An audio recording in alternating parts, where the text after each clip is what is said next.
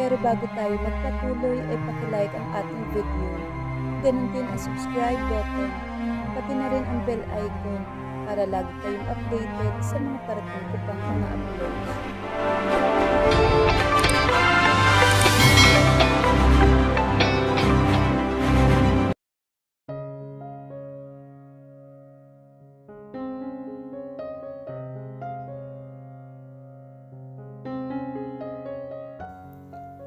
You standing in that dress.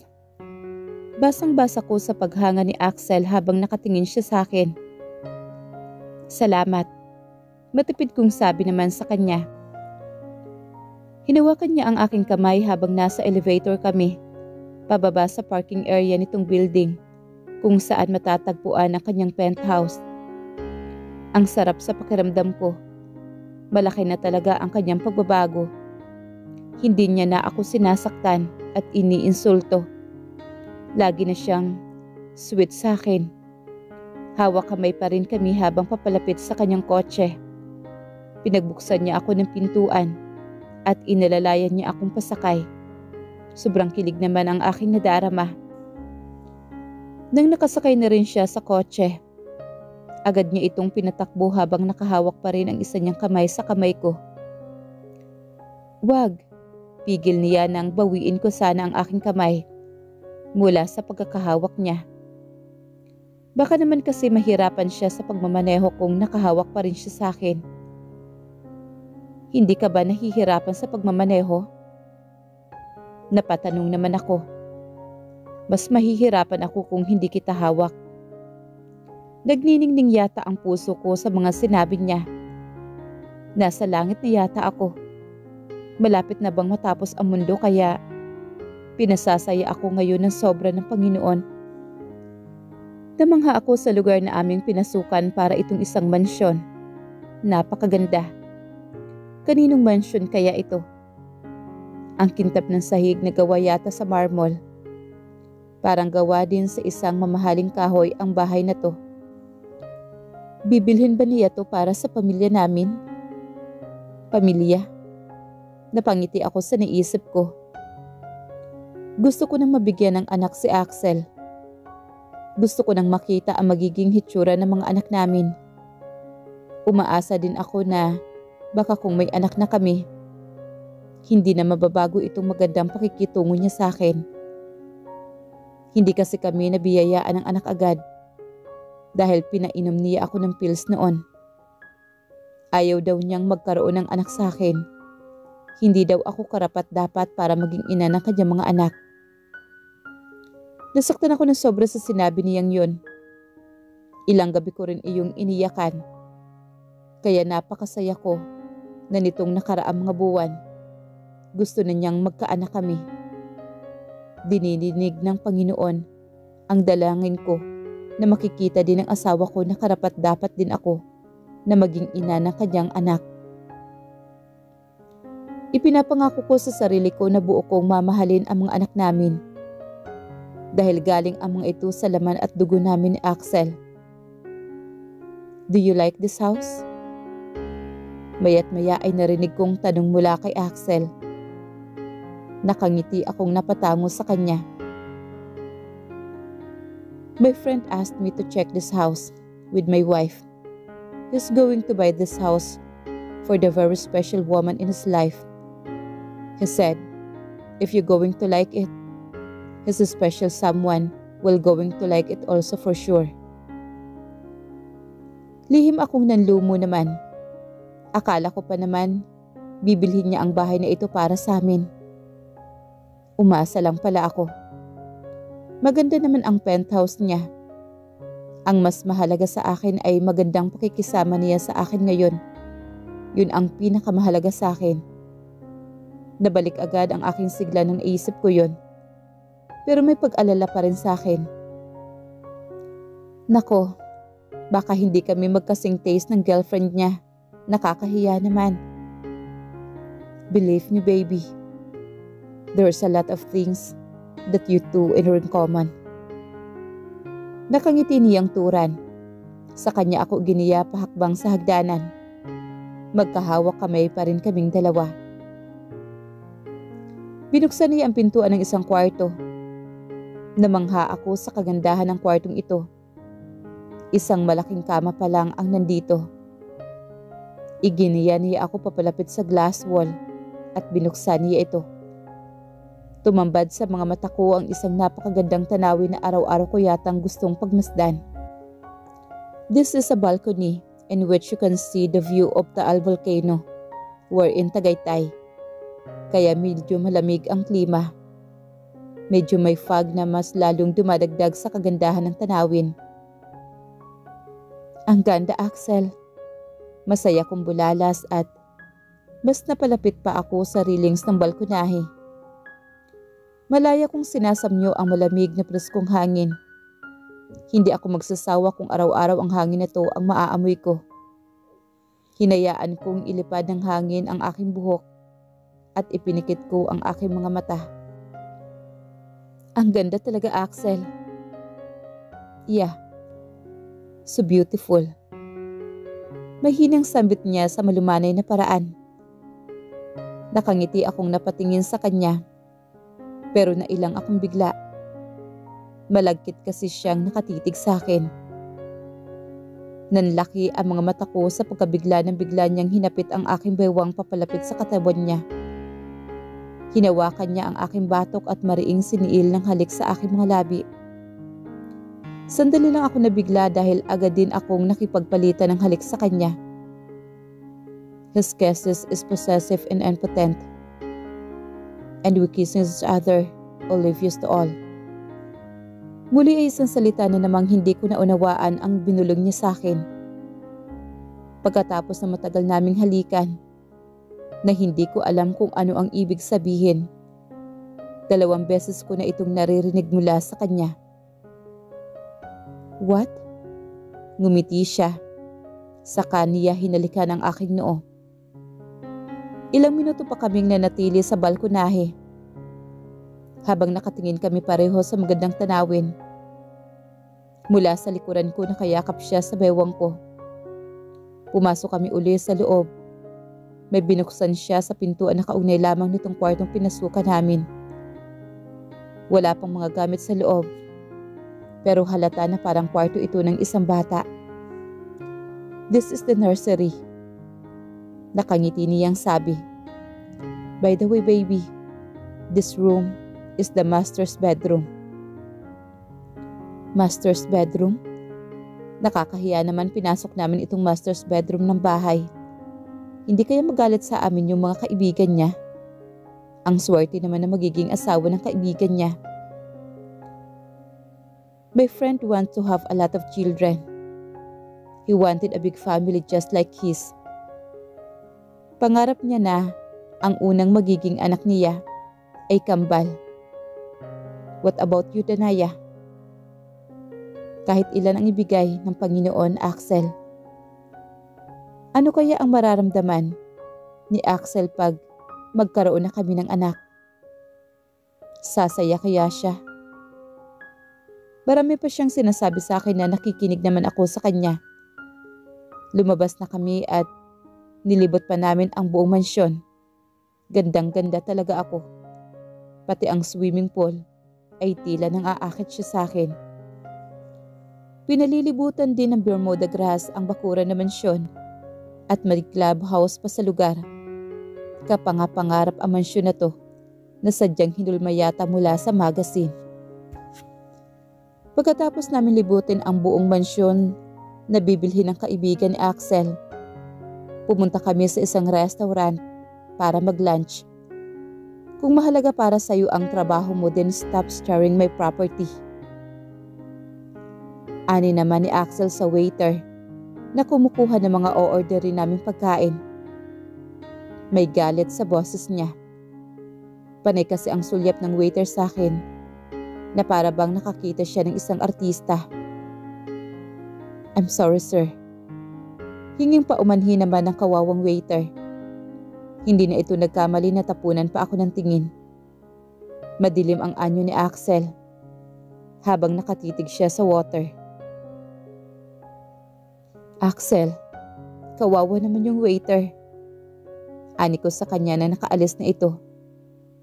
Naaawa ka dun? Bakit? Gusto mo bang pinagpipiyastahan ng tingin ng mga lalaki na para kang nakahubad sa harapan nila? Napatda naman ako sa kanyang sinabi at galit na naman siya. Sa nakalipas na mga araw, hindi ko na nakikita ang galit ni Axel. Hindi naman siguro ganun ang tingin nila sa akin. Baka humahanga lang sila. Then, ayaw ko may lalaki na humahanga sa'yo. You are mine. And I would kill someone. Try to snatch you away from me. Parang baliw na pagkakasabi niya. Hindi ko alam kung seryoso ba siya sa salitang binatawan niya. Naramdaman ko naman ang takot na nadarama ko noon sa kanya. Mukhang masama na naman ang mood niya ngayon. Hindi na ako nagsalita pa. Napayuko ako habang itinuon ko ang aking focus sa mga pagkain. Kani-kanina lang ang ganda ng kanyang mood at napaka-sweet niya pero ngayon, madilim na madilim ang kanyang anyo na parang banas na banas siya. I hate that dress. Aniya, kani-kanina lang gustong-gusto niya ang damit ko. Ibibili kita ng bago. Masyado nakakuha ng atensyon ang damit na yan. Pag uwi natin sa bahay mamaya, itapon mo ang damit na yan. No, just follow what I say. Maotoridad na tugo naman niya. Alam ko kung ano ang pwedeng mangyari sa akin pag hindi ko sinunod ang gusto niya. Kaya tumahimik na lang ako at hindi na ako nagkomento pa. Nakaramdam ako bigla ng parang nasusuka ako. Kanina pa ako ganito. At ilang araw na akong nahihilo at parang masusuka. Restroom lang ako. Paalam ko sa kanya. Okay, ba't bilisan mo? At huwag kang sumulyap sa kahit sinong lalaki na makakasalubong mo. Tumango na lang ako para matapos na ang usapan namin. Sukang-suka na talaga ako. Gusto kong sumuka pero wala akong mailabas. Masama din ang pakiramdam ko. Ano bang nangyayari sa akin? Ano ba ang nakain ko na naging dahilan ng nangyari sa akin ngayon? Nang mahimasmasa na ako, agad akong nag-retouch. Dapat lagi ako maganda sa harapan ng gwapo kong asawa. Ang sarap ng pakiramdam ko habang papalapit sa mesa naman ni Axel. Nakangiti ako. Pero napalis ang ngiti ko nang nakita kong may kayakap na babae ang asawa ko. At para akong tinulos sa aking kinatatayuan nang makilala ko ang kayakap niya. Wilma. Bulong kong sambit sa pangalan ng babaeng kayakap naman ni Axel. Mag-isa lamang akong umuwi sa penthouse. Nag-text si Axel sa akin. Kanina na mauna na akong umuwi. Kanina na nakita ko silang magkayakap na dalawa ni Wilma. Halos madurog ang puso ko sa sobrang sakit na aking nadarama. Hindi ko magawang maihakbang ang aking mga paa papalapit sa kanila. Para akong naipako sa aking kinatatayuan. Nang nakita naman ako ni Axel, sininyasan niya ako na umalis. Wala akong nagawa kundi sundin siya. Naiiyak akong umalis sa restaurant. Hindi ko na iniinda ang masama kong pakiramdam dahil mas nananaig sa akin ang sakit ng pagkawasak ng puso ko. Nakaupo ako ngayon sa sofa dito sa sala. Umiiyak akong nakatingin sa kawalan. Hinihintay ko ang pag-uwi ng aking asawa. Hanggang sa umabot na lang ng kalahating gabi. Pero ni anino ni Axel ay hindi umuwi. Napagpasyahan ko na pumasok na lang sa kwarto na tinutulugan ko noon bago pa ako pinalipat ni Axel sa kwarto niya. Walang hanggang ang pagtulo ng aking mga luha. Ngayong bumalik na ang totoong mahal ni Axel na si Wilma.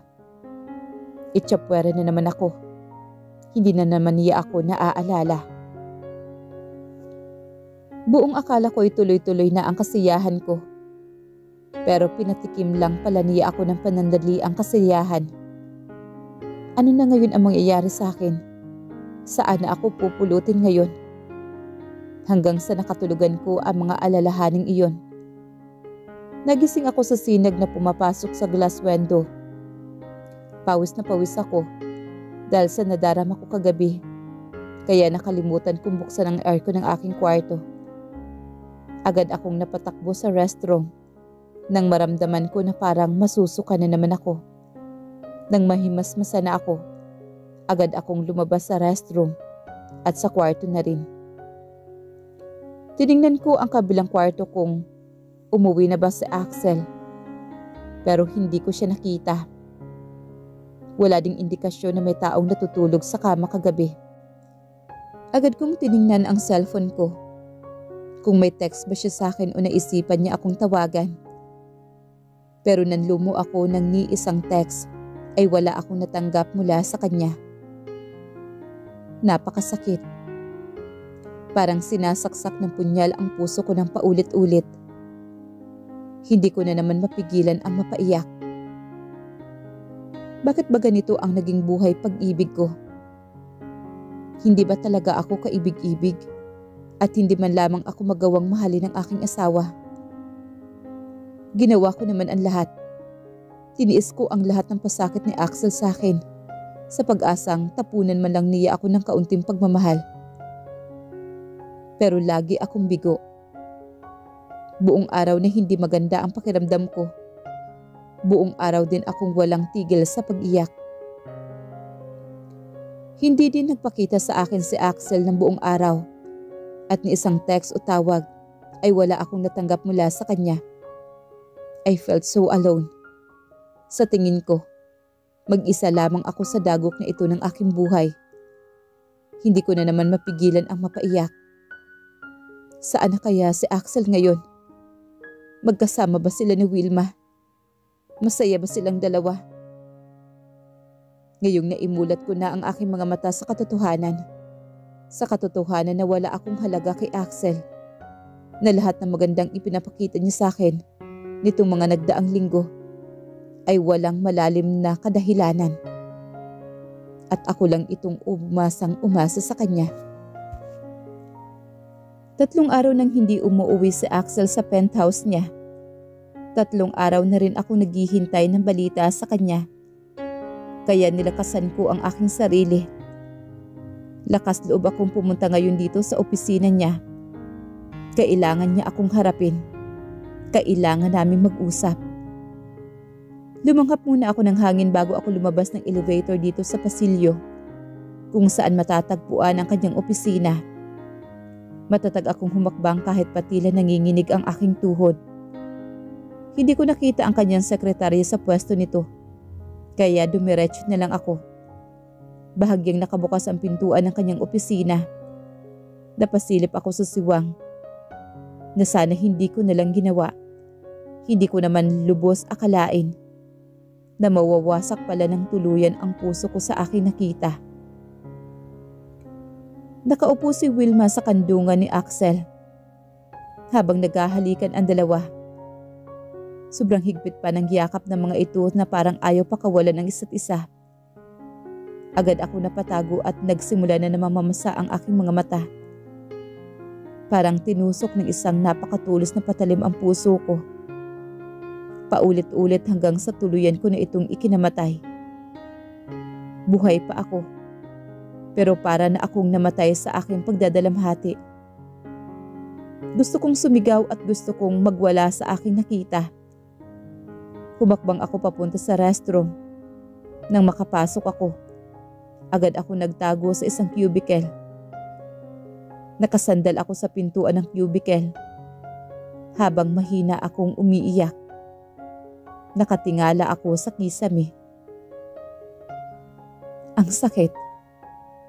Ang sakit-sakit na. Hanggang kailan ba ang pasakit na to? Sumisikip sa dibdib ko yung sakit na tila pinipigilan ang aking paghinga. Sunod-sunod ang paglanghap ko ng hangin. Lumabas na ako. Kailangan kong makaalis sa lugar na ito. Ang lugar kung saan tuluyang nawasak ang puso ko.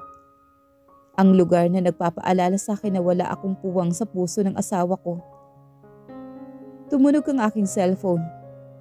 Agad ko itong kinuha mula sa bag ko at isang text messages ang natanggap ko mula kay Wilma. Kaharap ko ngayon ang malapad na nakangiti na si Wilma. Halata sa kanyang mga mata ang matinding kasiyahan. Pinilit kong ngitian naman siya. Pinilit kong itago ang sakit na nadarama ko ngayon dahil sa kanyang pagbabalik. Kasalukuyan kami ngayong kumakain ng lunch sa isang restaurant. Nakipagkita siya sa akin. Look at the ring. Ito yung bigay sa akin ni Axel. Hindi ako makapaniwala. He proposed to me earlier. Masayang kwento naman ni Wilma sa akin. Ipinapakita pa niya sa akin sa daliri niyang nakasuot ang engagement ring na bigay ni Axel sa kanya. Ang ganda ng engagement ring na ibinigay ni Axel sa kanya. Mukhang mamahalin. Tulad na lang ng pagmamahal niya kay Wilma. At nag-propose na pala talaga siya kay Wilma. Isa lang ang ibig sabihin nito. Tuluyan niya na akong hihiwalayan. Napatingin ako sa kisame sandali para mapigilan ang pagtulo ng luha ko. Saka pinilit kong ngumiti kay Wilma.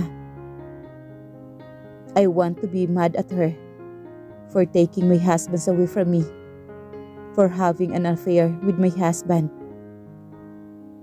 Pero hindi ko ito kayang gawin sapagkat alam ko, ako ang agaw sa kanya. Siya ang una, siya pa rin ang maging huli. Samantalang nakiapid lang ako. Ang mga magagandang ipinapakita sa akin ng asawa ko nitong mga nakaraang araw ay bahagi lang ito pala ng kanyang pagkukunwari. Buong akala ko ay natutunan na niya akong mahalin. Pero ang mga iyon ay bahagi lang ng imahinasyon ko. Danaya? Napatingin naman ako kay Wilma. Kunot na kunot siyang nakatingin siya sa akin. Umiiyak ka ba? Ano? Hindi ko na napansin na tuluyan na palang pumapatak ang mga luha ko. Agad ko itong pinunasan. I'm sorry. Pilit akong ngumiti sa kanya. Masaya lang ako para sa inyo ni Axel. Kayo pa rin sa bandang huli. Congratulations sa inyong dalawa. Lahat ng katatagan na ibinitawan ko ay unti-unting pumapatay sa akin. Tama ka. After everything that I have done to break his heart, sa lahat ng pagkakamali ko sa kanya, I can't believe na matatanggap niya ulit ako at willing siyang magsimula kami uli. I'm so lucky that he loves me that much. Nanunubig naman ang aking mga mata. Agad ko na naman itong pinunasan. I'm sorry, naiiyak lang ako sa inyong dalawa. Mahina naman napatawa si Wilma sa sinabi ko. Wow! Bulalas ni Wilma habang nakatingin siya sa aking daliri. Saka ko lang napansin ang singsing na ibinigay ni Axel sa akin. Ang ganda! Sino nagbigay sa'yo? Naumid naman ang dila ko. Hindi ko siya masagot. Si Alfred ba? Masaya niyang bulalas. Hindi mo naman sinabi na ikinasal na pala kayo. Nakadama ako ng kakaibang kaba. Pinigilan ko ang aking sarili na sabihin sa kanya na ikinasal na kami ng fiancé niya. Hindi pa, engagement ring pa lang ito. Pinili kong sakyan ang akala niya. Todo naman ang pagkakatago ko sa tunay kong nadarama. Nagpo-propose na sa akin si Alfred. Ikakasal na rin kami. Hindi ko alam kung saan ako humugot ng lakas ng loob sa kasinungalingan kong ito. Siguro nagawa ko na to para takpan ang buong katotohanan. Pambihirang Alfred na yon? Nakatawang sabi pa ni Wilma. Hindi mo lang niya sinabi sa akin na magpapakasal na pala kayo nung nagkita kami sa New York? Tila may tampo ang boses nito. Kahapon pa kasi siya nagpo-propose sa akin. Dagdag ko naman sa kasinungalingan ko. Hindi din nagtagal ang pag-uusap namin ni Wilma. Pupuntahan pa daw nila ng aking asawa ang kanilang wedding coordinator. Mag-isa na naman ako at tuluyan na akong napahagulhol. Alam kong pinagtitinginan na ako ng mga tao na kumakain dito sa restaurant. Pero hindi ko pinansin ang kahihiyan. Mas namayani sa akin ang sobrang sakit na aking nadarama. Tumayo ako at napagpasyahan ng umalis. Kasalukuyan ako naglalakad. Walang direksyon kung saan ako patungo. Meron bang lugar dito sa mundo na hindi ko na maramdaman ang sakit na nadarama ko ngayon? Kung meron man, sana doon ako dalhin ang mga paa ko. Tila wala ako sa sarili. Hindi ko na nga pinapansin ang ulan at basang-basa kong katawan. Kasabay ng patak ng ulan ay ang walang tigil din na pagbuhos ng aking mga luha. Medyo nanlalabo na ang aking paningin, kaya hindi ko napansin ang papalapit na isang kotse sa akin. Narinig ko ang pagbusina nito bago ako tuluyang bumagsak sa lupa at nawala ng malay.